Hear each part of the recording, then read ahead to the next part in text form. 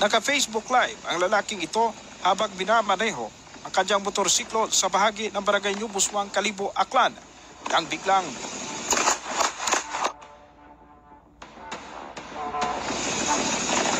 sa video ay maririnig ang sunod-sunod na putok ng baril. Kasabay ng sunod-sunod na pagputok ay nawala ang focus ng kamera. Ang lalaking nasa Facebook Live ay siya palang pinagbabaril ng mga sospek. Bago pa man tuluyang maputol ang video sa Facebook Live broadcast ng biktima ay maririnig ang pag-iyak nito habang humihingi ng tulong.